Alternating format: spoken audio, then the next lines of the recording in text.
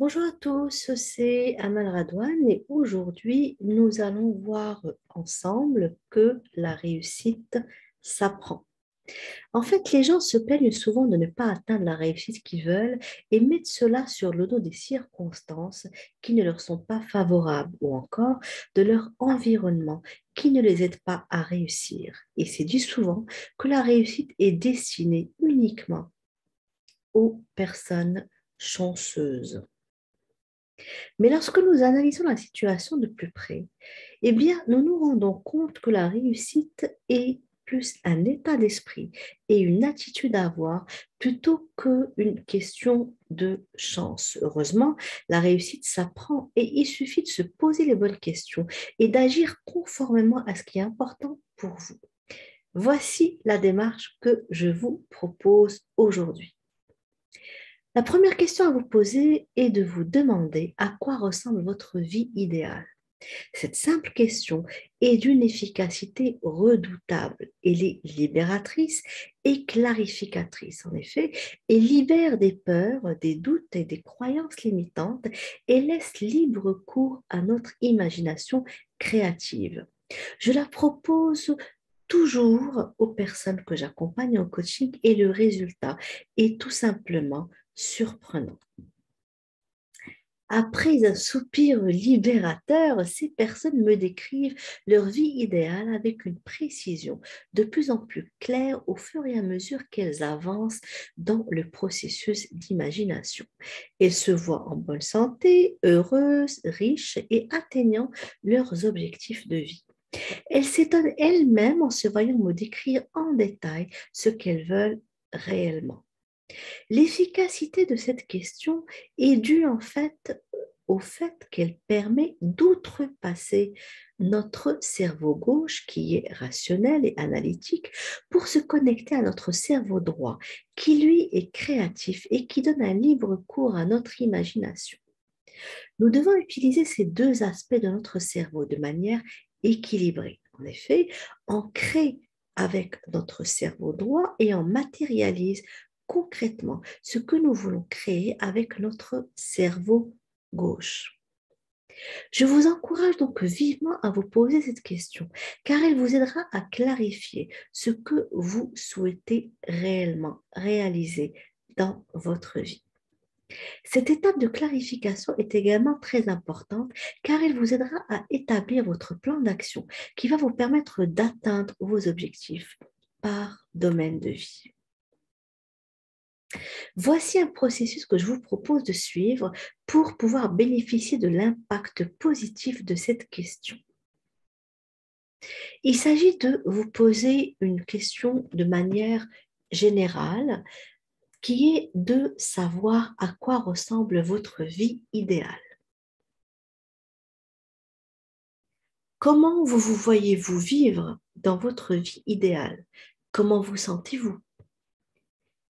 Quels sont les objectifs que vous aurez atteints puisque c'est votre vie idéale? Donc, vous vous êtes projeté et vos résultats ou vos objectifs sont déjà atteints. Posez-vous maintenant des questions spécifiques où là, il s'agit de rentrer davantage dans le détail.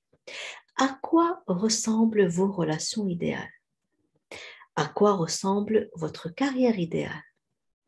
À quoi ressemble votre situation financière idéale? À quoi ressemble votre relation amoureuse ou conjugale idéale? À quoi ressemble votre journée type idéale?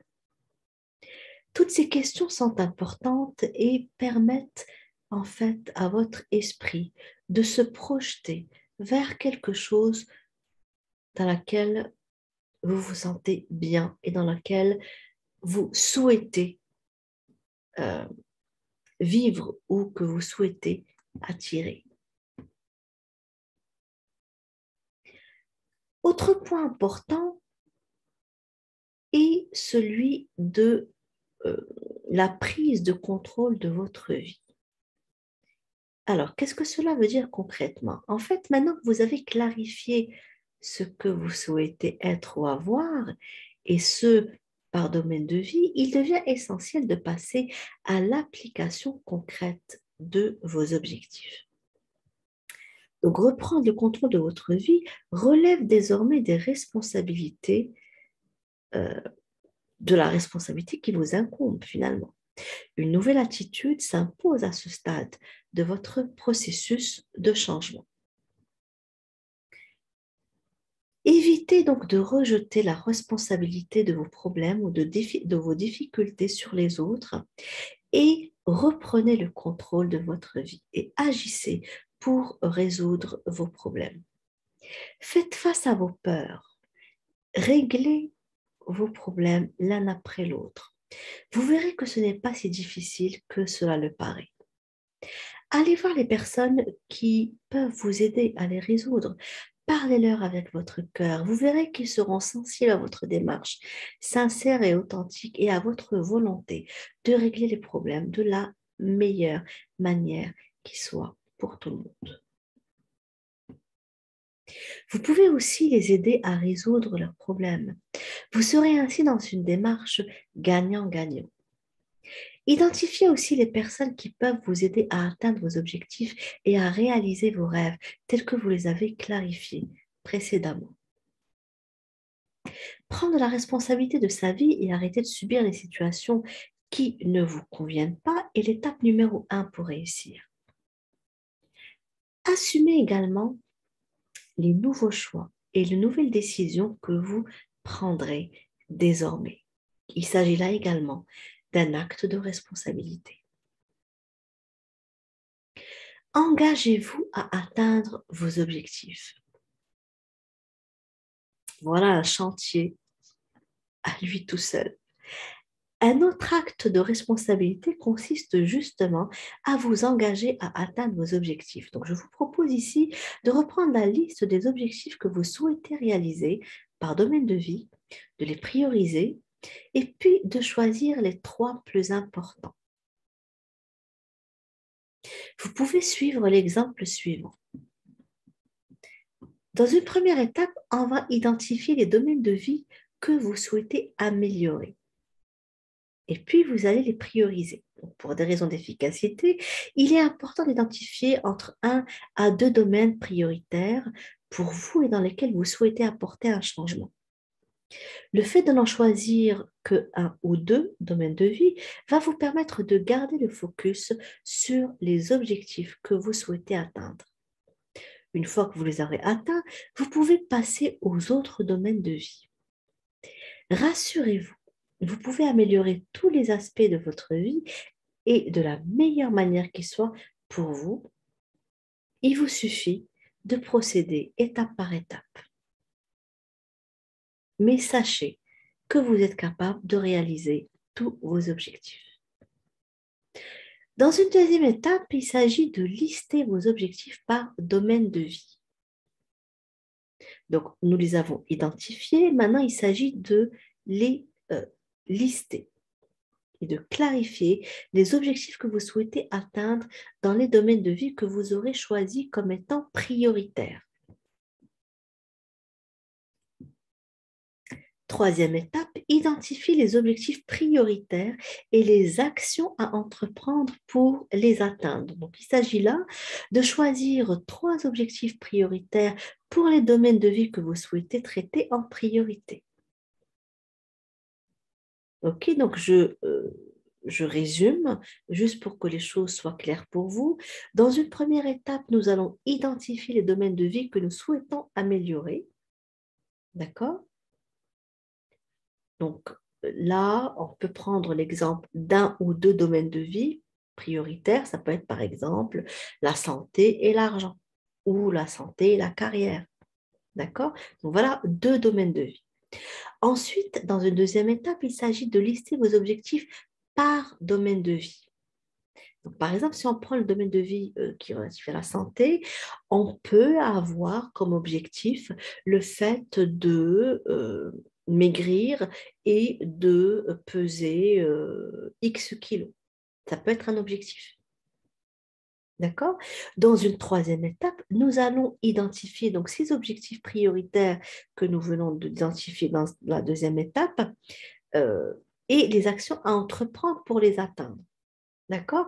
Donc, si dans le domaine de la santé, j'avais, par exemple, donc comme objectif de maigrir et de peser X kilogrammes, peut-être que j'avais également comme objectif, toujours par rapport à la santé, de réduire la consommation du chocolat, de réduire la consommation du sucre. D'accord? Donc ça, le fait de réduire cette consommation relève beaucoup plus d'une attitude et d'un comportement. Ce n'est pas forcément lié à la perte de poids. D'accord? Puisque, par exemple, on peut perdre du poids tout en consommant du chocolat noir avec un taux de cacao élevé. C'est pas ça qui va nous faire grossir. OK? Alors maintenant, si je prends comme objectif prioritaire celui donc de maigrir, de peser X kilos, bien entendu en fonction de votre taille, quelles sont dans cette troisième étape, quelles sont les actions que je dois entreprendre pour pouvoir réaliser cet objectif-là? Donc ça va être, par exemple, entamer un régime. D'accord? Ça va être, avant d'entamer un régime, si je ne peux pas le faire de manière autonome, peut-être que je vais aller voir un nutritionniste. Voyez, donc quelles sont les actions concrètes que vous pouvez implémenter pour atteindre cet objectif-là? Ce que je vous suggère, c'est dans cette troisième étape de prendre les objectifs prioritaires de votre domaine de vie prioritaire, ne pas dépasser 3 objectifs prioritaires par domaine de vie et de mettre en place 3 actions concrètes pour pouvoir le mener à terme, pour pouvoir réaliser cet objectif-là. Pourquoi donc se fixer uniquement 3 objectifs et 3 actions? L'idée, c'est de pouvoir les atteindre facilement, donc qu'on ne tombe pas finalement dans, un, dans une sorte de frustration qui est liée à la non-atteinte de l'objectif, bien au contraire. Donc, on va réduire les objectifs de manière à ce qu'ils soient réalistes, réalisables et qu'on puisse déjà expérimenter les premiers résultats pour que cela nous encourage à continuer. Donc maintenant que vous avez clarifié vos objectifs prioritaires et les actions à entreprendre pour les atteindre, eh bien, il s'agit de passer à l'action concrètement et il s'agit aussi de vous engager à respecter votre plan d'action. Rappelez-vous, l'engagement est important, la mise en place de bonnes attitudes est importante pour pouvoir réussir dans la vie de manière générale et pour pouvoir atteindre des objectifs qu'on s'est fixés de manière spécifique. Alors, certains objectifs pourront être atteints à très court terme, d'autres pourront être atteints à moyen long terme, mais l'important est de maintenir votre niveau d'engagement et d'implication pour atteindre la réussite que vous désirez. Vous pouvez également évaluer chaque semaine l'état d'avancement de vos actions et apprécier les résultats positifs que vous allez obtenir. Ça va non seulement vous montrer quelles sont les réalisations que vous avez pu accomplir et ça va également vous donner envie de continuer. Autre point important ou autre fondement important de la réussite, c'est votre système de valeurs. En fait, votre système de valeurs est votre véritable moteur. Observez les gens qui changent d'avis constamment en fonction des situations dans lesquelles elles se trouvent. Observez également celles ou ceux qui se font facilement influencer par les autres. Observez aussi ceux qui ont constamment besoin de l'approbation des autres et qui ont pour seul souci d'être acceptés par les autres. Ces gens-là, en fait, ont fait le choix d'abandonner leurs valeurs et leurs principes dans la vie pour se faire accepter par les autres. Cela les amène parfois à faire des choses qui sont contraires à leurs valeurs. Ceux parmi eux qui en sont conscients rentrent dans un conflit intérieur car ils se sentent piégés entre respecter leurs valeurs ou les abandonner au profit des valeurs qui ne sont pas les leurs finalement. Ce conflit intérieur provoque un stress mental et émotionnel qui provoque à son tour des maladies qui ont pour origine ce déséquilibre émotionnel. Ça peut être l'hypertension, ça peut être le diabète et autres. En effet, ces maladies sont essentiellement dues à des émotions refoulées. En revanche, les personnes qui ont volontairement abandonné leurs valeurs au profit de valeurs de malhonnêteté, de non-intégrité, de manipulation et autres valeurs négatives, en pensant qu'il s'agit d'un bon moyen d'atteindre leurs objectifs, eh bien, réussissent peut-être, mais deviennent complètement déconnectés de la notion du bien. Leur réussite est souvent éphémère et n'a aucun goût, car elle résulte finalement davantage du besoin de satisfaire leur ego que d'un accomplissement ou d'un bonheur véritable. Votre système de valeurs vous aidera à vous maintenir dans un état d'esprit serein et vous permettra d'agir conformément à qui vous êtes vraiment. Vous atteindrez ainsi votre objectif ou vos objectifs de manière sereine et réussie. Pour cela, il s'agit de faire l'exercice suivant qui consiste à identifier vos valeurs. Donc, je vous propose d'établir une liste de 15 valeurs qui sont importantes pour vous. Je sais que cet exercice peut paraître difficile parce que nous ne sommes pas habitués à le faire, mais il est tout à la fois euh, essentiel, important et très utile pour la suite. Pourquoi? Parce qu'il vous aidera à mieux vous connaître et à mieux identifier vos objectifs et les besoins qui sont essentiels pour vous. Et surtout, qui vont vous permettre ils vont vous permettre d'atteindre beaucoup plus facilement vos objectifs et de la meilleure manière qui soit pour vous. Donc, je vais vous proposer une liste de valeurs dont vous pouvez vous inspirer pour établir la vôtre. Vous avez par exemple la valeur de l'honnêteté, de l'intégrité, la gentillesse, la générosité, l'amour de soi, le respect, la gratitude, la richesse, la santé, l'épanouissement affectif, le travail, etc.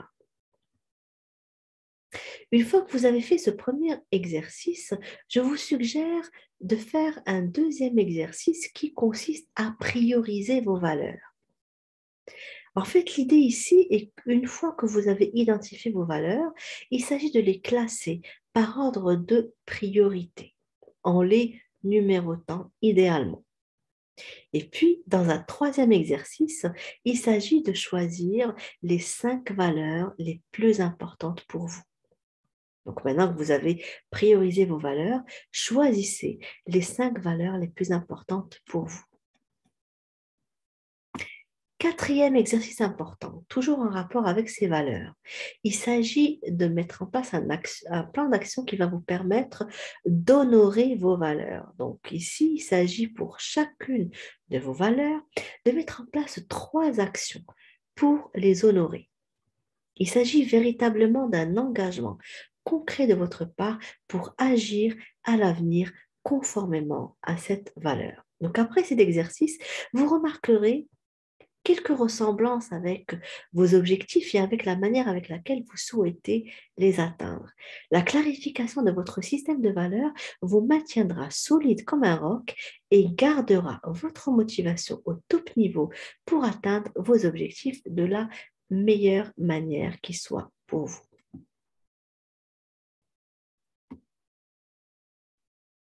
Une grande étape importante qui mène à la réussite consiste à changer vos croyances par rapport à la réussite.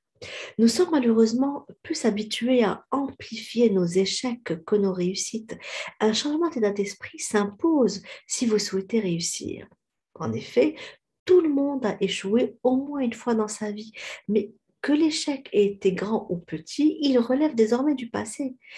Il est par conséquent inutile de ressasser le passé, car cette attitude ne vous aidera pas à avancer. En revanche, dites-vous que vous avez fait du mieux que vous pouvez à cette époque, et ce, selon les données que vous aviez à cette époque. Libérez-vous de toute forme de culpabilité ou de sentiment d'échec, de honte ou d'humiliation qui sont liés à cet échec. Apprendre de ses erreurs est en revanche une bonne attitude à avoir, car cela vous permet de les éviter à l'avenir.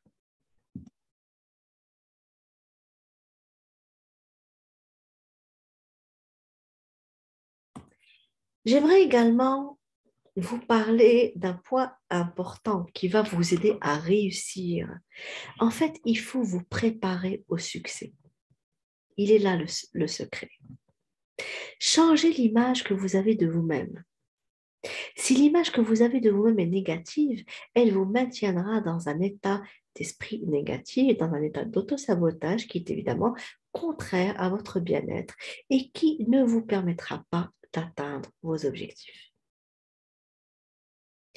Vous vous retrouverez donc à avancer, puis à reculer, car vous estimerez ne pas mériter de réussir.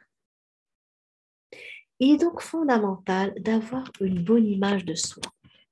C'est cela ce que nous appelons l'estime de soi. Il est possible que par le passé, vos parents, vos amis, vos professeurs, vos patrons, vous avez critiqué, qui vous avez fait des reproches et que leurs paroles et réflexions continuent à être présents dans votre esprit et vous empêchent d'avancer. Sachez que plus vite vous vous libérerez de leurs paroles et mieux vous vous sentirez et plus vite vous réussirez. Je vous suggère pour cela de répéter l'affirmation suivante.